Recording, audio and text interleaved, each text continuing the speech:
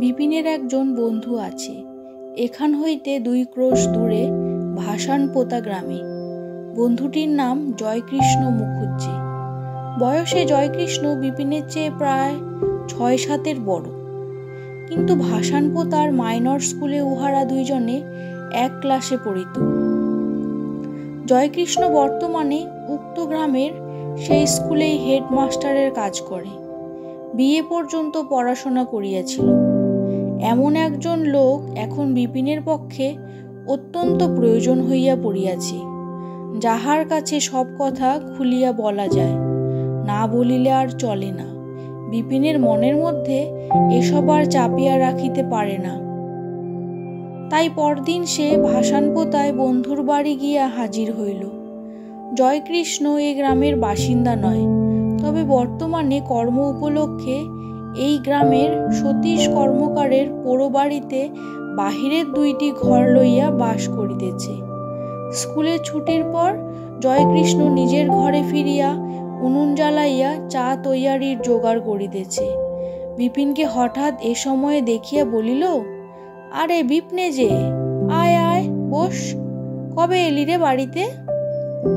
বিপিন দেখিল জয়কৃষ্ণ একা নাই, ঘরের মধ্যে বসিয়া আছে মাইনর স্কুলের 2য় পণ্ডিত বিশ্বেশ্বর চক্রবর্তী। বিশ্বেশ্বর চক্রবর্তীর বয়স প্রায় 37-38। এ গ্রামের স্কুলে আজ প্রায় 8-10 বছর মাস্টারি করিতেছে।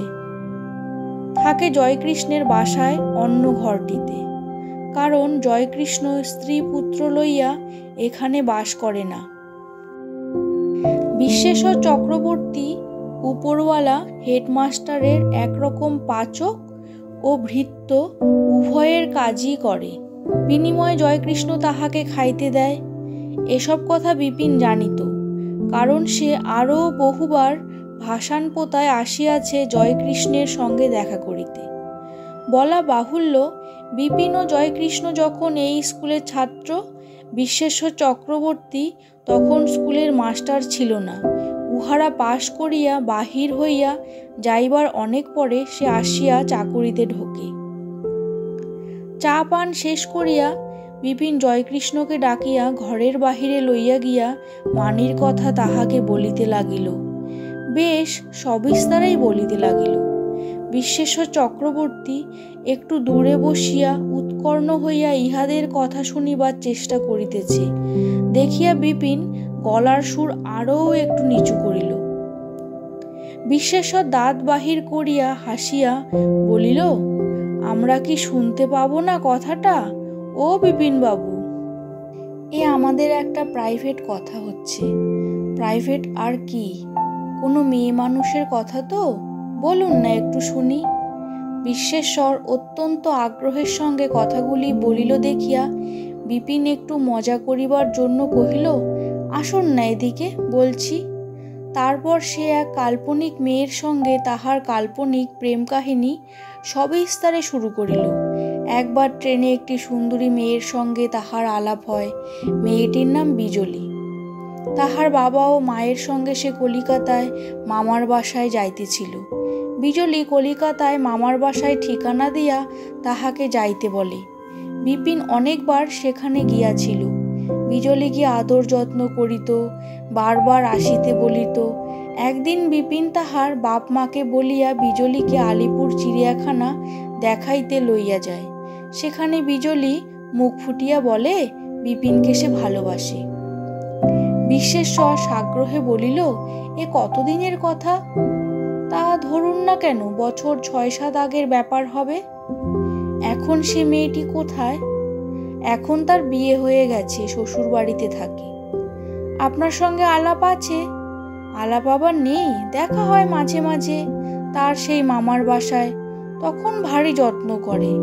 কিরকম যত্ন করে? এই গল্প গুজব করে, উঠতে দেয় না, বলে বসুন বসুন, খুব খাওয়ায়। এর নাম যত্ন আর কি। আমায় কত চিঠি লিখেছে লুকিয়ে। বলেন কি, চিঠিপত্রও লিখেছে? বিশ্বেশ্বর চক্রবর্তী একেবারে অভিভূত হইয়া পড়িল। ইহা সে কল্পনাও করিতে পারে না। মেয়ে মানুষ লুকাইয়া যে চিঠি লেখে, সে চিঠি যে পায় তাহার কি সৌভাগ্য না জানি। বিশ্বেশ্বর চক্রবর্তীর অত্যন্ত ইচ্ছা হইল সেসব চিঠিতে কি লেখা আছে জিজ্ঞাসা করে, কিন্তু নিতান্ত ভদ্রতা বিরুদ্ধ হয় বলিয়া, বিশেষত যখন বিপিনের সঙ্গে তাহার খুব বেশি ঘনিষ্ঠতা নাই, সে কথা বলিতে পারিল না। শুধু বিস্ময়ের দৃষ্টিতে বিপিনের মুখের দিকে চাহিয়া রহিল। জয়কৃষ্ণ বলিল, বিশ্বেশ্বর বাবু, আপনার জীবনে এরকম কখনো কিছু নিশ্চয় হয়েছে, বলুন শুনি। বিশ্বেশ্বর নিতান্ত হতাশ ও দুঃখিতভাবে খানিকটা আপন মনেই বলিল, আমাদের এরকম কখনো কেউ চিঠি লেখেনি। চিঠি লেখা তো দূরের কথা, কখনো কোনো মেয়ে কিছু বলেও নি। সাহস করে কাউকে কখনো কিছু বলতেও পারিনি মাস্টারবাবু, সত্যি বলছি। এই এত বয়স হলো, বিয়েও তো করলেন না। বিয়ে কি করে করব মাস্টারবাবু, দেখতেই পাচ্ছেন সব। 25 টাকা মাইনে লিখি স্কুলের খাতায়, পাই 15 টাকা। ন মাতা ন পিতা, মামার বাড়ি মানুষ হয়েছি দুঃখ কষ্টে, তেমন লেখাপড়াও শিখিনি। মামাদের দৌড়ে তাদের চাকরগিরি করে, হাটবাজার করে অতি কষ্টে ছাত্রবৃত্তি পাশ করি। জয়কৃষ্ণ বলিল, বিয়ে করলে আপনার লোক পেতেন বিশ্বেশ্বর বাবু, এরপরে দেখবেন একজন মানুষের অভাবে কি কষ্ট হয়। বিশ্বেশ্বর চক্রবর্তী বলিল, এরপর কেন, এখনই হয়। সত্যি বলছি মাস্টারবাবু, একটা ভালো কথা কখনো কেউ বলেনি, বড় দুঃখে এ কথা বলছি, কিছু মনে করবেন না। কারো মুখে একটা ভালোবাসার কথা এ উনি যেমন বলছেন, এ তো কখনো শুনিনি। কাকে বলে জানিও না, তাই এক এক সময় ভাবি জীবনটা বৃথায় গেল মাস্টারবাবু, কিছুই পেলাম না। বিশ্বেশ্বর চক্রবর্তী কেমন হতাশ সুরে কথা বলিল যে, সে যে অকপটে সত্য কথা বলিতেছে এ বিষয়ে বিপিনের কিছুমাত্র সন্দেহ হইল না। সে যে কিছুদিন আগেও ভাবিত তাহার তুল্য অসুখী মানুষ দুনিয়ায় কেহ নাই, ইহার বৃত্তান্ত শুনিয়া বিপিনের সে ধারণা দূর হইল। এই ভাগ্যহত দরিদ্র স্কুল মাস্টারের উপর তাহার যেন একটা অহেতুক ভালোবাসা জন্মিল। হঠাৎ মনে হইল জয়কৃষ্ণ তাহার এতদিনের বন্ধু বটে, কিন্তু জয়কৃষ্ণের চেয়েও এই অর্ধ পরিচিত বিশ্বেশ্বর চক্রবর্তী যেন তাহার অনেক আপন। ইহা দরিদ্রের প্রতি দরিদ্রের সমবেদনা নয়, দরিদ্রের প্রতি ধনীর করুণা। কারণ বিপিন এখন ধনী। আজই এইমাত্র বিপিন ভালো করিয়া বুঝিয়াছে যে সে কত বড় ধনী। বাড়িতে আসিয়া প্রথম দিন 5-6 বলাই বেশ ভালো ছিল। বিপিন চাকুরিস্থলে চলিয়া গেলে সে একদিন গ্রামের নবীন রায় মহাশয়ের বাড়িতে বসিয়া আছে।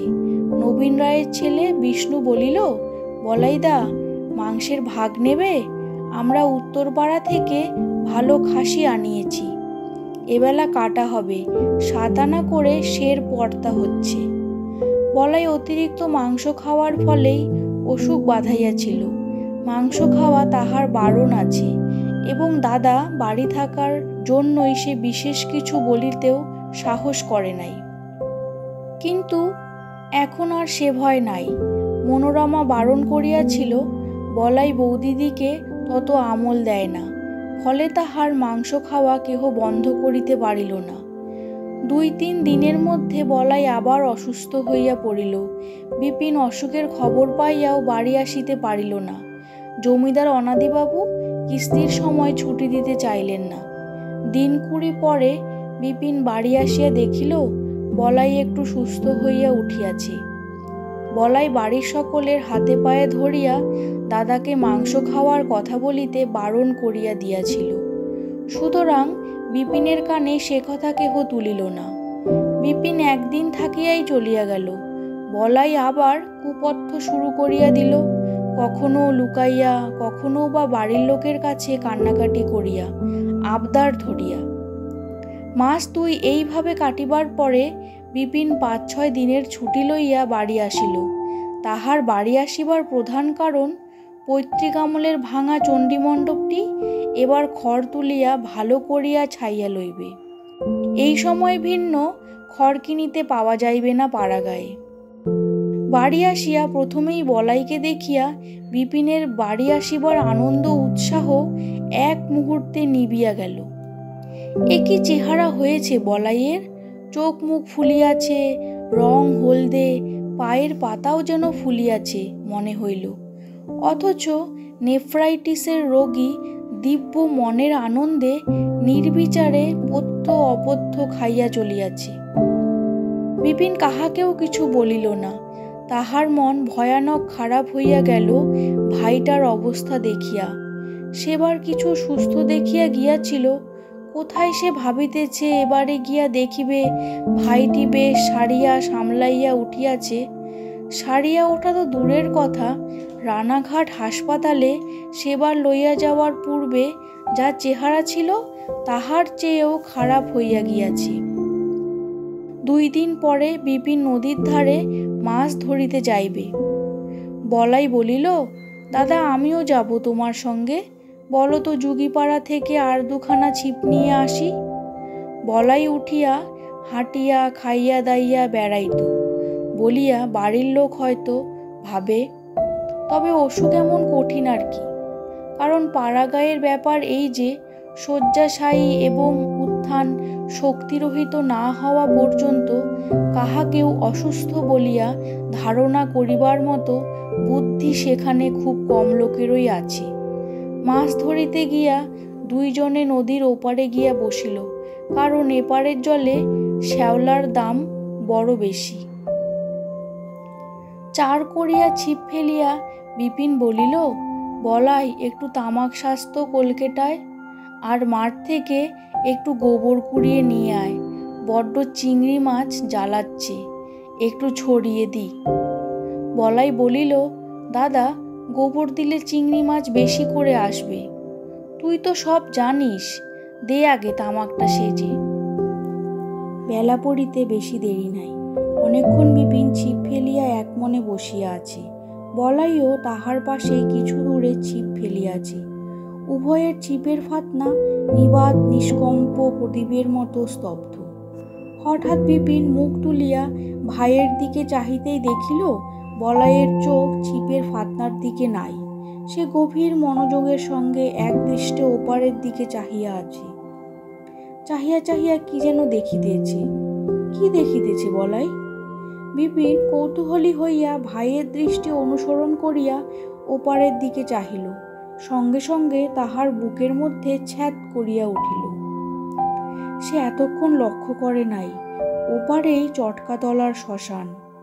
ওপারের জঙ্গলের বহু গাছপালার মধ্যে বিপিন লক্ষ্যই করে নাই যে তাহারা শ্মশানতলির বুড়ো চটকা গাছটার ঠিক এপারে বসিয়া আছে। সেদিকে মন দিবার কোনো কারণও ছিল না এতক্ষণ। কিন্তু বলাই ওদিকে অমনভাবে চাহিয়া আছে কেন? বলাই যেন উদাস, অন্যমনস্ক। দাদা যে তাহার দিকে চাহিয়া দেখিতেছে এ খেয়ালও তাহার নাই। বিপিন বলিল, ওদিকে অমন করে কি দেখছিস রে? বলাই চকিতে ওপারের দিক হইতে চোখ ফিরাইয়া লইয়া বলিল, না কিছু না, এমনি। বিপিন যেন খানিকটা আশ্বস্ত হইল। অথচ কেন যে আশ্বস্ত হইল, কি ভয়ই বা করিতেছিল তাহার নিজের নিকট খুব যে স্পষ্ট হইয়া উঠিল তাহা নহে। তবুও মনে মনে ভাবিল, কিছু না, এমনি চেয়েছিল। কিন্তু কিছুক্ষণ ছিপের ফাতনার দিকে লক্ষ্য রাখিবার পরে ভাইয়ের দিকে আর একবার চোখ ফেলিতেই সে দেখিল বলাই আবার পূর্ববৎ অন্যমনস্কভাবে ওপারের দিকে এক দৃষ্টে চাহিয়া আছে। বিপিন উদ্বিগ্ন স্বরে জিজ্ঞাসা করিল, কি রে, কি দেখছিস বলতো? বলাই বলিল, না কিছু দেখছি না। বলিয়াই সে যেন দাদার কাছে ধরা পড়িয়া যাওয়াটা ঢাকিয়া লইবার আগ্রহে অত্যন্ত উৎসাহের সহিত ছিপ তুলিয়া বড়শিতে নূতন কেঁচোর টোপ গাঁথিতে ব্যস্ত হইয়া পড়িল। আবার খানিকক্ষণ কাটিয়া গেল। বেলা একদম পড়িয়া গিয়াছে। ওপারের বড় বড় শিমুল, শিরীষ বা তেঁতুল গাছের মগডালে পর্যন্ত একটুকুও রাঙা রোদের আভা নাই। মাঠের যেখানে তাহারা বসিয়াছে তাহার আশেপাশে চিচ্চিরে ফলের বনে সারাদিন রোদ পাইয়া রোদ পোড়া ফলের শুটিগুলি পিরিক পিরিক শব্দ করিয়া ফাটিতেছে। এই সময়টা মাছ খায়, সুতরাং বিপিন ভাবিল অন্তত আর আধ ঘন্টা অপেক্ষা করিয়া যাইবে। হঠাৎ তাহাদের সামনে জলের মধ্যে একটা প্রকাণ্ড কচ্ছপ নিঃশব্দে ভাসিয়া উঠিয়া 4 পা নাড়িয়া সাঁতার দিতে দিতে বলাইয়ের ছিপের দিকে লক্ষ্য করিয়াই যেন আসিতে লাগিল। বিপিন বলাইকে কথাটা বলিতে গিয়া মুখ ফিরাইতেই দেখিল কচ্ছপটা যে ভাসিয়া উঠিয়াছে, যা তাহার ওই ছিপের দিকে সাঁতরাইয়া আসিতেছে। বলাইয়ের সেদিকে দৃষ্টি নাই, সে আবার সেইভাবে ওপারের দিকে চাহিয়া আছে। বিপিন ধমক দিয়া বলিল, এই কি দেখছিস ওদিকে অমন করে? ওদিকে তাকাস নে। কথাটা বলিয়া ফেলিয়াই বিপিনের মনে হইল এ কথা বলাইকে এভাবে বলা ভালো হয় নাই। সঙ্গে সঙ্গে যে সন্দেহটা অমূলক বা অস্পষ্ট ছিল সেটা যেন আরও স্পষ্ট হইয়া উঠিল। বিপিনের হাতে পায়ে যেন বল কমিয়া গেল, মন বেজায় দমিয়া গেল। প্রায়ান্ধকার সন্ধ্যায় ওপারের চটকাতলার শ্মশানের মরার বাঁশ ও ফুটা কলসিগুলা যেন কি ভয়ানক অমঙ্গলের বার্তা প্রচার করিতেছে। ভাসমান কচ্ছপটাও। সে তাড়াতাড়ি ছিপ গুটাইয়া ভাইকে বলিল, নে চল, বাড়ি চল, সন্ধে হলো, আমি ছিপগুলো বেঁধে নি। তুই ততক্ষণ বাসতলার ঘাটে গিয়ে পাড়ের নৌকো ডাক দে। অসুস্থ ভাইটাকে শ্মশানের সান্নিধ্য হইতে যত তাড়াতাড়ি হয় সরাইতে পারিলে সে যেন বাঁচে। বিপিনের মন কয়দিন যেমন হালকা ছিল, সর্বদা যেমন কি এক ধরনের আনন্দে ভরপুর ছিল, আজ আর তেমন অনুভব করিল না। কাহারও সহিত কথাবার্তা কহিতে ভালো লাগিল না। সকাল সকাল খাওয়া দাওয়া সারিয়া সে নিজের ঘরে ঢুকিল। পৈতৃক আমলের কুঠুরির মেঝেতে সিমেন্ট চটিয়া উঠিয়া গিয়াছে বহুকাল। জানালার কবাট আলগা, ছেঁড়া ন্যাকড়া ও কাঁঠাল কাঠের পিঁড়ি দিয়া উত্তরে জানালাটা আটকানো। জানালায় ঠেসানো আছে গাদ্দা, শাবল, কুড়ুল, গোটা 2 পুরনো হুঁকো, একটা পুরনো টিনের তোরঙ্গ। সেজন্য ওদিকে জানালা খোলাই যায় না। ঘরে খাট নাই। যে কয়খানা খাট ছিল পূর্ববৎসর দারিদ্র্যের দায়ে বিপিন সস্তা দরে বিক্রয় করিয়া ফেলিয়াছিল। মায়ের ঘরে একখানা মাত্র জাম কাঠের সেকেলে তক্তপোষ ছিল। সম্প্রতি বলাইয়ের অসুখ বাড়িবার পর হইতে সেখানা বলাইয়ের জন্য দালানে পাতিয়া দেওয়া হইয়াছে। সুতরাং বিপিন নিজের ঘরে মেঝের উপর বিছানা পাতিয়াই শোয় আজ 3 বৎসর। একদিকে মাদুরের উপর কাঁথা পাতিয়া বিছানা করা, মনোরমা সেখানে খোকা খুকিকে লইয়া শোয়। ঘরের অন্যদিকে একখানা পুরনো তুলো বার হওয়া তোষক পাতিয়া বিপিনের জন্য বিছানা করা হইয়াছে। মশারি নাই, এতদিন অর্থাভাবে কেনা যায় নাই। চাকুরি হওয়ার পর হইতেও এমন কিছু বিপিন থোক টাকা কোনোদিন হাতে করিয়া বাড়ি আসে নাই, যাহা হইতে সংসার খরচ চালাইয়া আবার মশারি কেনা যাইতে পারে। সমস্ত রাত্রি মশায় ছিঁড়িয়া খায় বলিয়া মনোরমা সন্ধ্যাবেলা ঘরের দরজা জানালা বন্ধ করিয়া ঘুটের ও তুষের ধোঁয়ায় সাজাল দেয়। যেমন গোহালে দেওয়া হয় তেমনি আজও দিয়াছিল। এখনো ঘুটের মালসা ঘরের মেঝেতে বসানো, অল্প অল্প ধোঁয়া বাহির হইতেছে। বিপিন শৌখিন মেজাজের লোক। ঘরে ঢুকিয়া ঘুটের মালসা দেখিয়াই চটিয়া গেল। অপর বিছানায় ভানু শুইয়াছিল। তাহাকে ডাকিয়া বলিল, তোর মাকে ডেকে নিয়ে আয়। মনোরমা ঘরে ঢুকিতেই বিরক্তির সুরে বলিল, এত রাত পর্যন্ত ঘুটের মালসা ঘরে? বলি, এখানে মানুষ শোবে না, এটা গোয়াল, নিয়ে যাও সরিয়ে। মনোরমা বলিল, তা কি করব বলো? ও দিলে তবুও মশা একটু কমে, নইলে শোয়া যায়। একদিন ধোয়া না দিলে মশাই টেনে নিয়ে যাবে যে। অন্য কি উপায় আছে দেখিয়ে দাও না। স্ত্রীর এই কথার মধ্যে তাহার মশারি কিনিবার অক্ষমতার প্রতি প্রচ্ছন্ন ইঙ্গিতের অস্তিত্ব অনুমান করিয়া বিপিন জ্বলিয়া উঠিল। বলিল, উপায় কি আছে না আছে এখন দেখবার সময় নয়, তুমি দয়া করে মালসাটা সরিয়ে নিয়ে যাবে। মনোরমা আর বাক্য ব্যয় না করিয়া হেতুভূত দ্রব্যটিকে ঘরের বাহিরে লইয়া গেল। সে একটা ব্যাপার আজ কয়েকদিন ধরিয়া বুঝিবার চেষ্টা করিতেছে। পলাশপুরে চাকরি হইবার পর হইতেই স্বামীর কেমন যেন রুক্ষ মেজাজ। আগে তাহার নানা রকম বদখেয়াল ছিল, নেশা ভাঙ করিত, বিষয় আশয় উড়িয়া দিয়াছে বটে, কিন্তু মনোরমা যখন তিরস্কার করিত তখন সে শুনিয়া যাইত, মৃদু প্রতিবাদ করিত, দোষ খালনের চেষ্টা করিত, কিন্তু রাগিত না, বরং ভয়ে ভয়ে থাকিত। আজকাল হইয়াছে উল্টা। মনোরমা কিছু করিলেও দোষ, না করিলেও দোষ। বিপিন যেন তাহার সব কিছুতেই দোষ দেখে, সামান্য ছুতা ধরিয়া যা তা বলে। কেন যে এমন হইল তাহা মনোরমা ভাবিয়া পায় না। মনোরমা আর এক বিপদে পড়িয়াছে। বীণা ঠাকুরজি বয়সে তাহার অপেক্ষা 2 বছরের ছোট। বিধবা হওয়ার পরে এই সংসারেই আছে, শ্বশুরবাড়ি যায় না, কারণ শ্বশুরবাড়িতে এমন কেহ আপনার জন নাই যে তাহাকে লইয়া যায়। 19 বছর বয়সে বিধবা হয়, এখন বছর 21-22 বয়স। মনোরমার নিজের বয়স 24। সে কথা যাক, এখন বিপদ হইয়াছে এই, আজ প্রায় 6-7 মাস ধরিয়া মনোরমা লক্ষ্য করিতেছে গ্রামের তারক চাটুর্যের ছেলে পটল যখন তখন ছুতানাতায় এ বাড়িতে যাতায়াত করে এবং বীণার সঙ্গে মেলামেশা করে। ইহাতে মনোরমা প্রথমে কিছু মনে করে নাই। সে শহর বাজারের মেয়ে, তাহার বাপের বাড়িতেও বিশেষ গোঁড়ামি নাই ও বিষয়। ছেলে আর মেয়ে একসঙ্গে মিশিলেই যে খারাপ হইয়া যাইবে সে বিশ্বাস তাহার জ্যাঠামশাইয়ের নাই, সে জানে। মনোরমা বাবাকে দেখে নাই, জ্যাঠামশাই তাহাকে মানুষ করিয়াছেন, কিন্তু এ ঠিক সেরকমের নয়। সন্দেহ একদিনে হয় নাই, একটু একটু করিয়া বহুদিনে হইয়াছে। বিবাহ হইবার পরে এ বাড়িতে আসিয়া মনোরমা পটলকে এ বাড়িতে তত আসিতে দেখিত না যত সে দেখিতেছে আজ প্রায় বছরখানেক। তাহার মধ্যে 6-7 মাস বাড়াবাড়ি। বীণা ঠাকুরজিও আজকাল যেন পটল আসিলে কিরকম চঞ্চল হইয়া উঠে।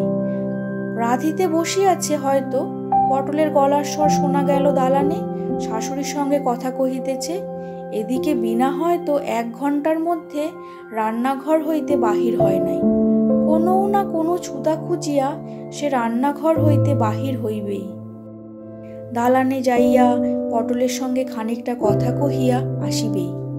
এইমাত্র একটা উদাহরণ, এরকম অনেক আছে। ইহাও না হয় মনোরমা না ধরিল। একদিন সিঁড়ির পাশে অন্ধকারে সন্ধ্যাবেলায় দাঁড়াইয়া সে 2 জনকে চুপি চুপি কি কথাবার্তা বলিতে দেখিয়াছে। শাশুড়ি সন্ধ্যার পর চোখে ভালো দেখেন না, নিজের ঘরে খিল দিয়া জপ আহ্নিক করেন ঘণ্টাখানেক কি তাহারও বেশি। সে নিজেও এই সময়টা ছেলে মেয়ের তদারক করিতে, রাত্রে রান্নার জোগাড় করিতে ব্যস্ত থাকে। আর ঠিক কিনা সেই সময়েই ওই পোড়ার মুখ পটল চাটুর্যে বীণা ঠাকুরজিও যেন লুকাইয়া দেখা করিতে আগ্রহ দেখায়। ইহার প্রমাণ সে পাইয়াছে। অথচ পটলের বয়স 30-32 কি তারও বেশি। পটল বিবাহিত, তার ছেলে মেয়ে 4-5টি। তাহার কেন এত ঘন ঘন যাওয়া আসা এখানে? একজন অল্প বয়সী বিধবার সঙ্গে এত কথাবার্তাই বা তাহার কিসের? বিশেষ যখন বাড়িতে কোনো পুরুষ মানুষ আজকাল থাকে না, বলাই তো এতদিন হাসপাতালেই ছিল।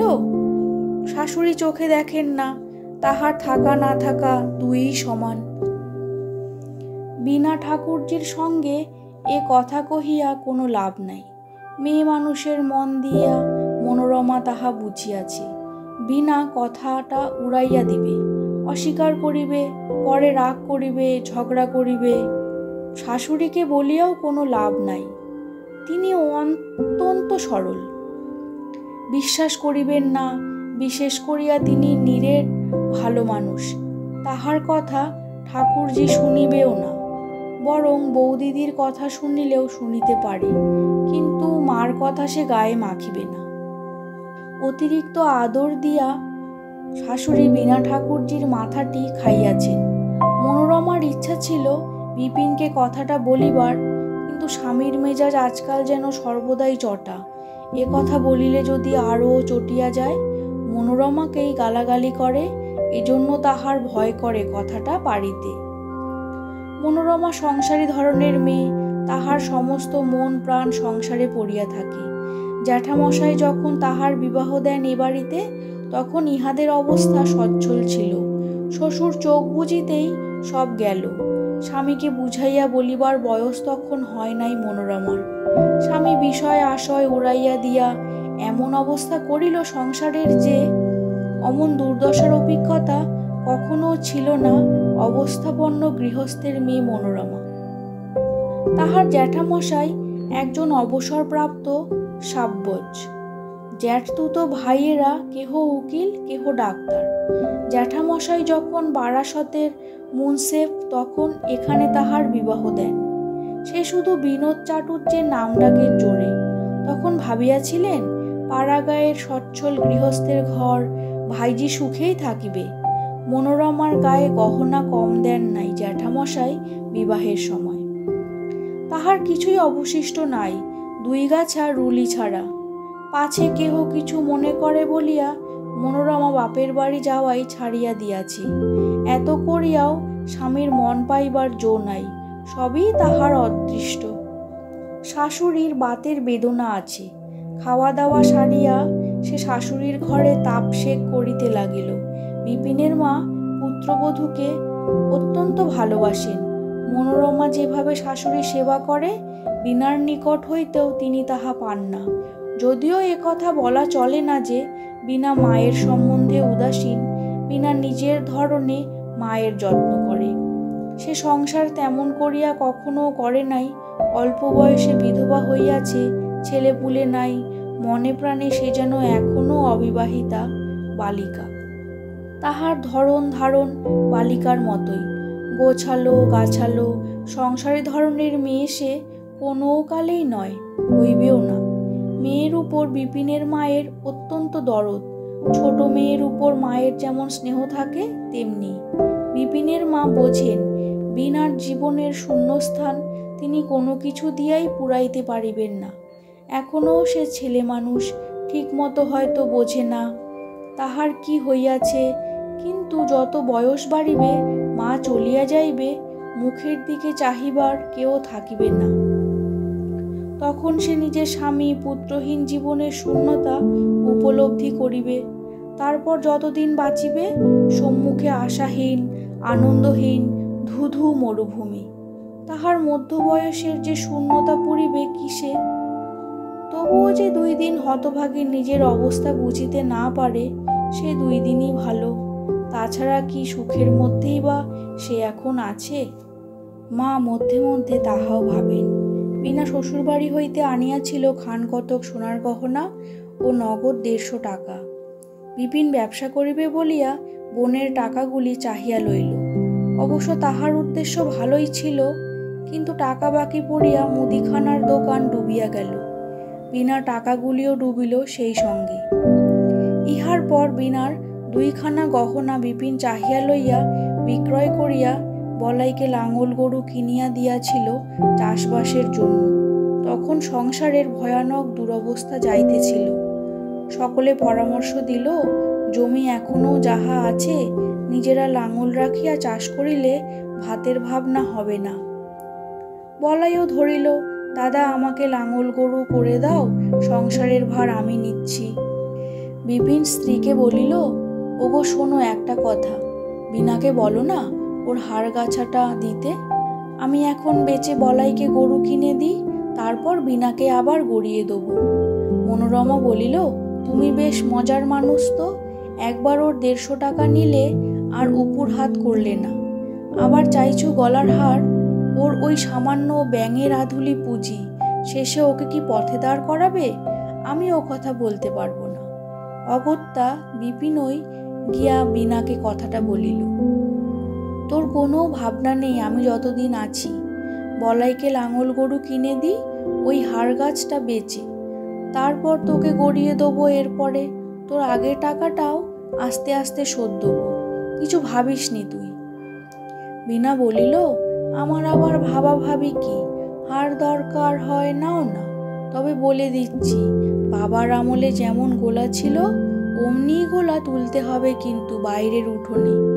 গোলা চলে গিয়ে চণ্ডী মণ্ডপের সামনের উঠোনটা ফাঁকা ফাঁকা দেখাচ্ছে। আর আমি, বৌদি, মা, তুমি, বলাই সবাই মিলে নৌকো করে একদিন কালীতলায় বেড়াতে যাব। কেমন তো? দিন কতক চাষবাস চলিয়াছিল ভালো। বলাই নিজে দেখিত শুনিত, গরুর গাড়ি নিজে হাঁকাইত। হঠাৎ বলাইয়ের অসুখ হইয়া সেসব গেল। চিকিৎসার জন্য গরু জোড়া বিক্রয় করিতে হইল, সুতরাং বিনার হাড় ছড়াটাও গেল। তারপরেই দুর্দশার সংসারে বিনা পেট ভরিয়া খাইতে পায় না। ছেঁড়া কাপড় সেলাই করিয়া পড়ে, রাত্রে এক মুঠা চাল চিবাইয়া জল খাইয়া সারা রাত কাটায়।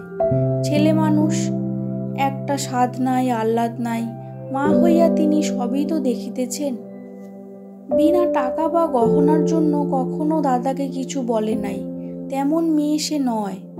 এখনো গাছ কতক চুড়ি অবশিষ্ট আছে, দাদা চাহিলে সে দিতে আপত্তি করিত না, কিন্তু বিপিন লজ্জায় পড়িয়ায় বোধ হয় চাহিতে পারে নাই।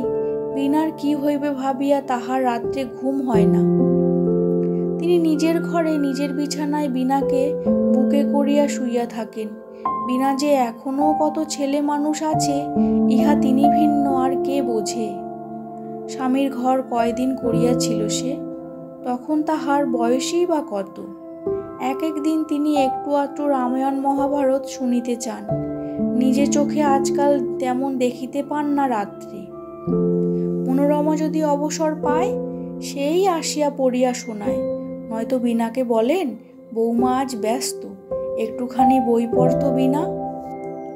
বিনা একটু অনিচ্ছার সহিত বই লইয়া বসে। সে পড়িতে পারে ভালোই, কিন্তু পড়িয়া শুনাইতে তাহার ভালো লাগে না। মনে মনে নিজে পড়িতে ভালোবাসে। আধ ঘণ্টাটাক পড়িয়া শুনাইবার পরে বই হঠাৎ সশব্দে বন্ধ করিয়া বলে, আজ থাক মা, আমার ঘুম পাচ্ছে। আজকাল বিপিনে চাকুরি হওয়া পর্যন্ত রাত্রে এক পোয়া আটার রুটি হয় বিনার জন্য। আগে এমন একদিনও গিয়াছে বিনা কিছু না খাইয়া রাত কাটাইয়াছে। আটা ময়দা কিনিবার পয়সা তো দূরের কথা, বাড়িতে এক মুঠো চাল থাকিত না যে ভাজিয়া খায়। আজকাল মনোরমাই এ বন্দোবস্ত করিয়াছে, একসঙ্গে আটা আনিয়া রাখে। বিনার যাহাতে এক সপ্তাহ চলে। শাশুড়ি রাত্রে একটু দুধ ছাড়া কিছু খান না, সহ্য হয় না। বিনা রাত্রে না খাইয়া কষ্ট পাইত, মনোরমা তাহা সহ্য করিতে পারিত না।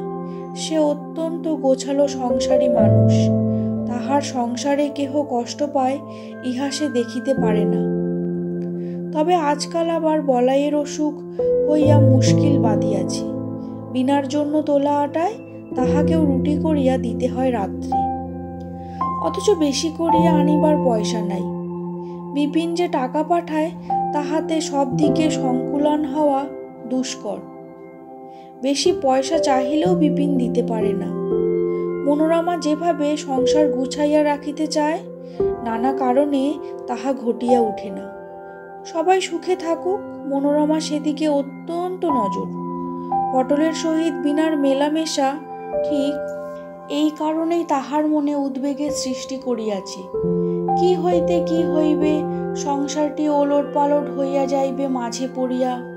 এসব পাড়াগায়ে একটুখানি কোনো কথা লোকের কানে গেলে ঢি ঢি পড়িয়া যাইবে, সে তাহা খুব ভালোই বোঝে। এখন কি করা যায় তাহাই হইয়া উঠিয়াছে মনোরমার মস্ত সমস্যা। আজ সাহস করিয়া মনোরমা কথাটা বিপিনের কাছে পারিবে ভাবিয়া বলিল, শোনো, একটা কথা বলি। বিপিনের মেজাজ ভালো ছিল না, বিরক্তি সুরে বলিল, কি কথা? মনোরমা ভয় পাইল। বিপিনের মেজাজ সে খুব ভালোই বোঝে। আজ এইমাত্র সন্ধ্যাবেলা তো আগুনের মালসা লইয়া একপাল্লা হইয়া গিয়াছে। থাকবে, কাল কি পরশু কি আর একদিন, এত তাড়াতাড়ি কথাটা স্বামীকে শুনাইবার কোনো কারণ উপস্থিত হয় নাই। আজ অন্তত দরকার নাই। কিন্তু পরদিন একটা ঘটনায় মনোরমার সন্দেহ বাড়িয়া গেল। সন্ধ্যার কিছু পরে তাহার হঠাৎ মনে পড়িল ছাদে একখানা কাঁথা রোদে দিয়াছিল, তুলিতে ভুলিয়াছে। সিঁড়ি দিয়া উপরে উঠিবার সময়ে সিঁড়ির পাশের ঘুলঘুলি দিয়া দেখিল বাড়ির পাশে কাঁঠালতলায় কে যেন দাঁড়াইয়া আছে। চোখের ভুল ভাবিয়া সে সরাসরি উপরে উঠিয়া গেল এবং ছাদের আলিশা হইতে কাঁথাখানা লইয়া যখন নিচে নামিতেছে, তখন মনে হইল চিলেকোঠার আড়ালে যেন কিসের শব্দ হইল। মনোরমা ঘুরিয়া গিয়া দেখিল চিলেকোঠার আড়ালে তাহার দিকে পিছন ফিরিয়া দাঁড়াইয়া আছে বীণা, এবং যেন নিচে বাগানের দিকে চাহিয়া আছে। বৌদিদির পায়ের শব্দে বীণা চমকিয়া পিছন দিকে চাহিল। মনোরমা বলিল, বীণা ঠাকুরজি এখানে দাঁড়িয়ে একলাটি? বীণা নীরস সুরে বলিল, হ্যাঁ, এমনি দাঁড়িয়ে আছি। এসো নিচে নেমে, অন্ধকার সিঁড়ি, এরপর নামতে পারবে না। খুব পারবো, তুমি যাও, বড্ড অন্ধকার এখনো হয়নি, যাচ্ছি আমি। মনোরমা সিঁড়ি দিয়া নামিতে নামিতে ঘুলঘুলি দিয়া কি জানি কেন একবার চাহিয়া দেখিল, এবং সঙ্গে সঙ্গে তাহার চোখে পড়িল বাড়ির বাহিরের দিকের দেওয়াল ঘেঁষিয়া কে একজন আসছে ওরার ঝোপের মধ্যে গুড়ি মারিয়া বসিয়া আছে। মনোরমার ভয় হইল, চোর বা কোনো বদমাইশ লোক নিশ্চয়। সে কাঠের মতো আড়ষ্ট হইয়া লোকটার দিকে চাহিয়া আছে। এমন সময় লোকটা উঠিয়া দাঁড়াইল। মনোরমা দেখিল সে পটল চাটুচ্ছে। পটল টের পায় নাই যে মনোরমা ঘুলঘুলি দিয়া চাহিয়া আছে। সে ছাদের দিকে চোখ তুলিয়া একবার হাসিয়া নিম্নসুরে বলিল, চললাম আজ, সন্ধ্যা হয়ে গেল, কাল যেন দেখা পাই, কথা আছে। মনোরমার মাথা ঘুরিয়া গেল। এসব কি কাণ্ড! চাটুর্যের এরকম লুকাইয়া দেখা করিবার হেতু কি? সন্ধ্যার অন্ধকারে মশার কামড়ের মধ্যে শেওড়া বনে গুড়ি মারিয়া লুকাইয়া বীণা ঠাকুরজির সঙ্গে কথা বলিবার কোনো কারণ নাই। যখন সে সোজা বাড়ির মধ্যে আসিয়া প্রকাশ্যভাবেই বীণার সঙ্গে আলাপ করিতে পারে, তাহাকে তো কেউ বাড়ি ঢুকিতে নিষেধ করে নাই। সেই রাত্রেই মনোরমা বিপিনকে কথাটা বলিবে ঠিক করিল। কিন্তু হঠাৎ রাত 10টার সময় বলাইয়ের অসুখ বড় বাড়িল। ঠিক যখন সকালে খাওয়া দাওয়া সারিয়া শুইতে যাইবে, সেই সময় বলাই রোগের যন্ত্রণায় চিৎকার করিতে লাগিল, আর কেবলই বলিতে লাগিল, সর্বশরীর জ্বলে গেল, ও মা! পাড়ার প্রবীণ লোক গোবর্ধন চাটুর্যে আসিলেন, পাশের বিপিনদের জ্ঞাতি ও শরিক ধনপতি চাটুর্যে আসিলেন, পাড়ার ছেলে ছোকরা এবং মেয়েরা কেহ কেহ আসিল। প্রকৃত সাহায্য পাওয়া গেল গোবর্ধন চাটুর্যের কাছে। তিনি পুরানো তেঁতুলের সঙ্গে কি একটা মিশাইয়া বলাইয়ে সারা গায়ে লেপিয়া দিতে বলিলেন। তাহাতেই দেখা গেল যন্ত্রণার কিছু উপশম ঘটিল। সারা রাত বিপিনের মা রোগীর বিছানায় বসিয়া তাহাকে পাখার বাতাস দিতে লাগিলেন। বীণা রাত 1টা পর্যন্ত জাগিয়া রোগীর কাছে বসিয়াছিল। তাহার মায়ের বারবার অনুরোধে অবশেষে সে শুইতে গেল। মনোরমা প্রথমটা এ ঘরে বসিয়াছিল, কিন্তু তাহার ছোট ছোট ছেলে মেয়ে মায়ের কাছে ছাড়া হইলে রাত্রে কাঁদে, বিশেষ করিয়া ভানুটা।